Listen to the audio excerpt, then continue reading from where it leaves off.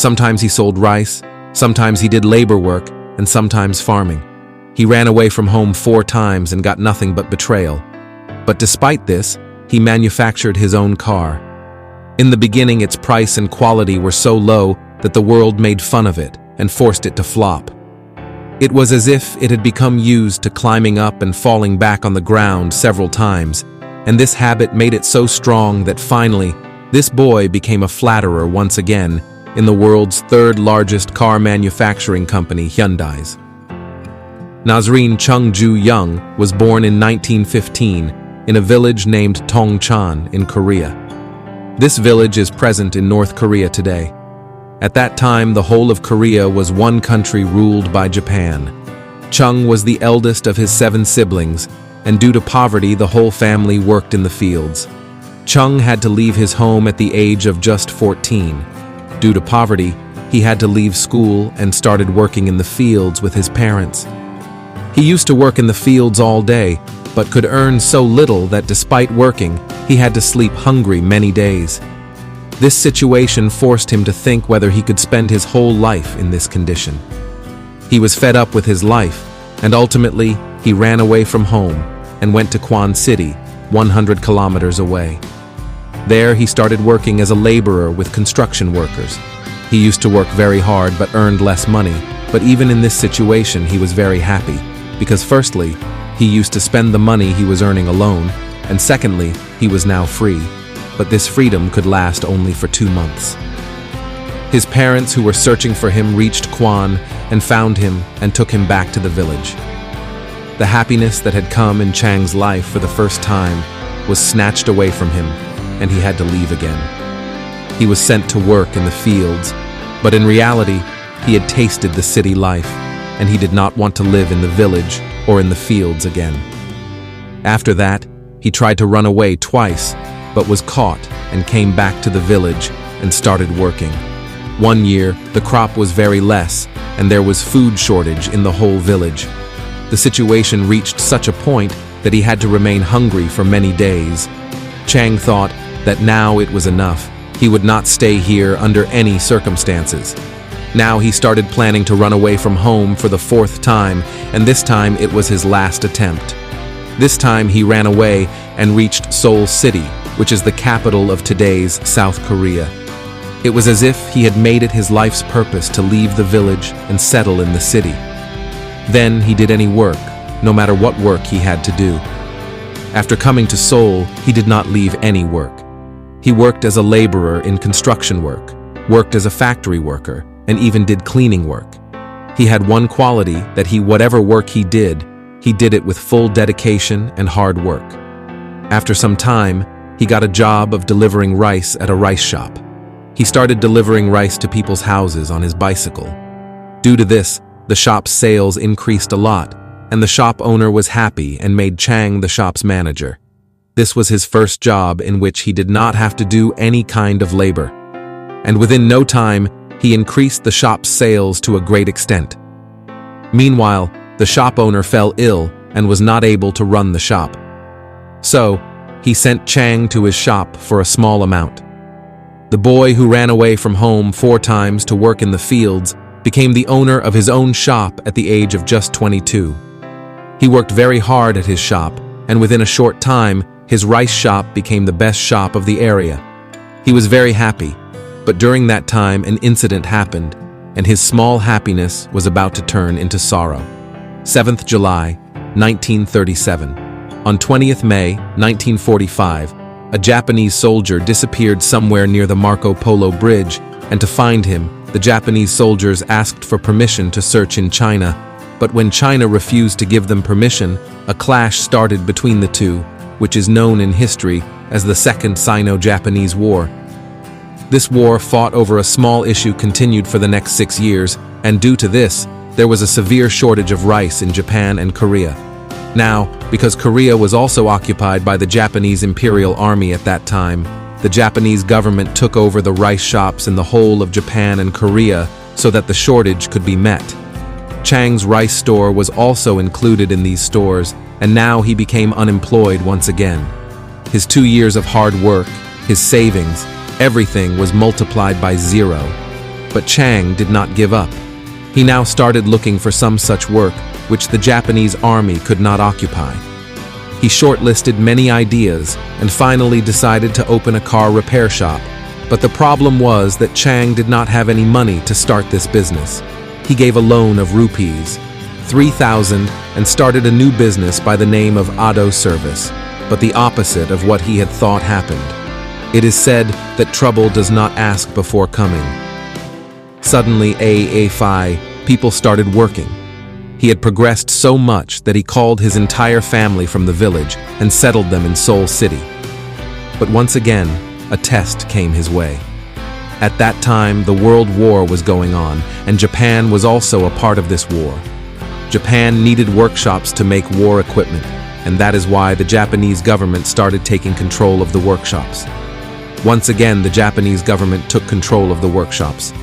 But this time, Chang did not go to zero because he had learnt a lesson from the loss he had suffered last time and had saved 50,000 rupees so that he could start another business. After some time, the World War ended, and with it, the Japanese rule over Korea also ended. The biggest obstacle in Chang's path was removed. Korea was now divided into two parts, North Korea and South Korea, as soon as the situation became normal. In 1946, Chang returned to Seoul and started a car repair business again. This time with a new identity and a new name, he named the business Honda Auto Service. This is a Korean word which means modern. Now Seoul was a part of South Korea, which was influenced by America. American forces were often present in South Korea, and Chang saw that the American army had to construct buildings for the residents of American forces. He thought that if a construction business is started, a lot of progress can be made. That is why in 1947, he formed a construction company named Honda Civil Works. The construction company initially got the work of constructing small houses or building a few kilometers of roads, which is enough for any new business. But Chang wanted to get bigger projects, but the circumstances once again put a brake on his thinking. On 25 June 1950, North Korea attacked South Korea with the support of Soviet Union. Seoul City was close to the border of North Korea, so Chang felt threatened and fled from Seoul to Busan. But this time also, Chang did not lose courage. He assessed the situation and started thinking of a scheme to earn profit from the war situation. He saw that the US Army had come to help South Korea, and tents, warehouses, and some buildings, etc., were needed for the Army's accommodation. Jung started the construction business again and offered to the American officials that if the budget was right, he could provide any kind of construction service. Because America was a superpower and budget was never an issue for them, the American officials started giving orders to Chang's company. Jung and his team worked hard day and night to complete every project. The advantage of this was that the war ended, but the Americans and a good working relationship had developed between Chang and Ari. Because Chang was close to Ari, a good relationship developed between Chang and the South Korean government. In this war, many roads and bridges were destroyed. The South Korean government gave projects for their reconstruction to Chang's company Honda. The company had progressed so much that mega projects like dams were also built by this company. South Korea's biggest dam Soi was also constructed by Honda, and the biggest Kabu Expressway, there was also the work of this company. Because Chang had a good relationship with the South Korean government and the Americans also liked him, that is why he could easily import the heavy machinery used in construction from the USA. Due to good relations, he was also given contracts first. The construction company was established, but Chang wanted to start his own company again. He wanted to get into the old car business. This time, he thought of doing something bigger than car repairing. In 1967, he started Honda Motors. Very soon, Honda entered into a partnership with the Fudd company. Fudd's Kona car was famous in the market at that time. So Honda made an agreement that they would assemble the Kona car using Fudd's technology. But South Korea's car market was very small. According to an estimate, the market was only 30,000 cars, and the chances of growth were very low. So he started looking for a new partner, and soon formed the MITS.AC. in car company. But as we told earlier, that South Korea's car market was very small at that time, so there was no chance of much growth there. USA rejected this car. Chang did not give up and made further improvements in the car, and finally Bill met the standards and made it available in USA as well. The profit of Honda had reached the sky because their business had spread from South Korea to USA. Due to its being so cheap, people started making fun of it that it had flopped badly. Not giving up, Honda started working harder and started introducing new models along with its engines and parts. These new models started making a name in other countries, including America. This time, their quality was also good, and they were affordable too. That's why the customers were also happy with them.